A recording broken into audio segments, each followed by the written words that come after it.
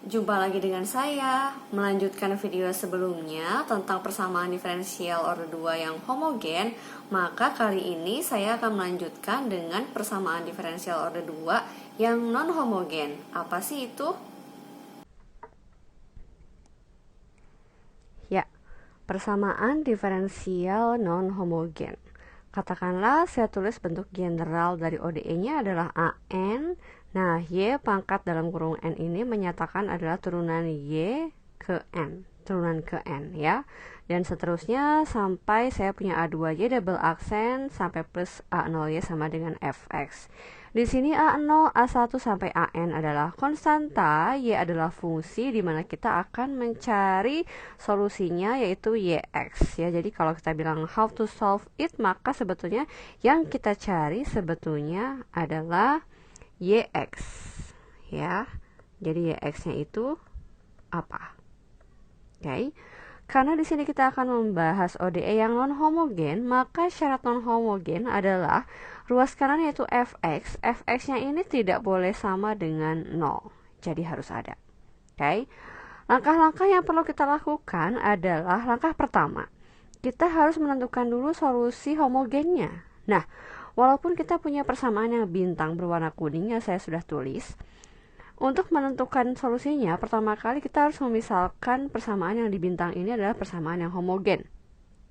Ya, yaitu dengan menganggap bahwa pertama kali adalah Fx-nya sama dengan 0.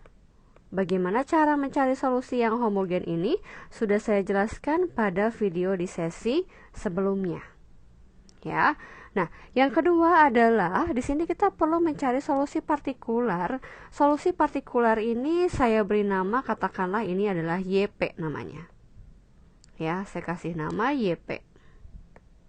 Kemudian tadi yang untuk langkah pertama, solusi homogen, katakanlah solusinya saya beri nama YH.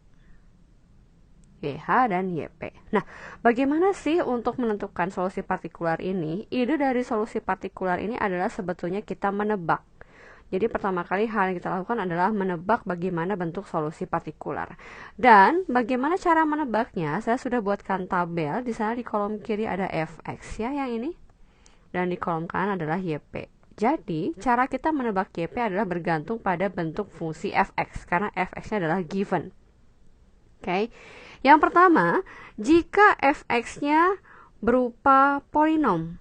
Katakanlah saya punya konstanta B0, B1 sampai Bn sebagai koefisien dari x pangkat n min 1 dan seterusnya. Itu adalah polinom. Nah, tebakan YP kita sesuai dengan apa yang diberikan oleh Fx. Jadi kalau Fx kita berupa polinom, maka tebakan YP kita juga polinom. Apa yang berbeda? B0, B1 sampai Bn itu kan given. Nah, sekarang tebakan kita adalah koefisien polinomnya itu adalah sesuatu yang mau kita cari. Jadi kita misalkan dulu.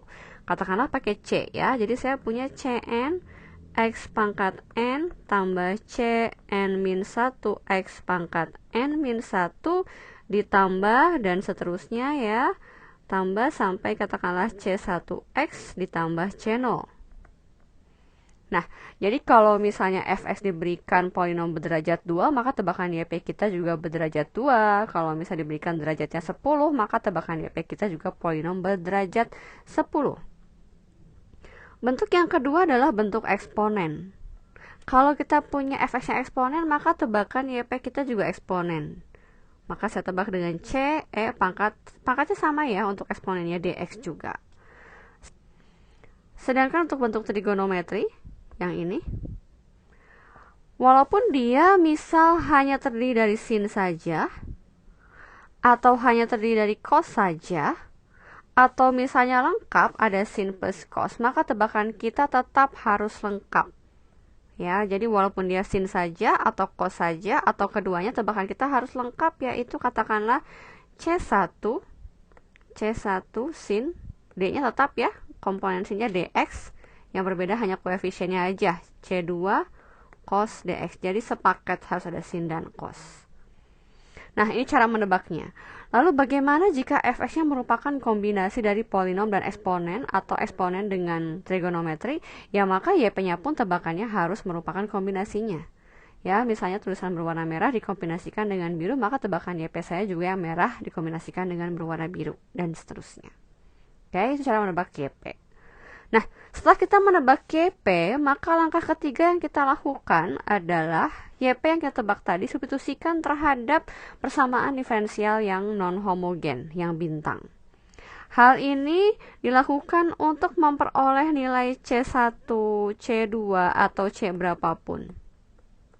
Ya, jadi ketika kita menginputkan ke dalam ODE semula yang non-homogen, nanti kita akan memperoleh nilai C1, C2 sampai ke Cn. Dan pada akhirnya setelah kita memperoleh nilai YP, maka kita sampai kepada tahap yang terakhir, yaitu solusi dari ODE. Solusinya adalah YX, tadi yaitu yang Y homogen, tinggal ditambahkan dengan Y partikular.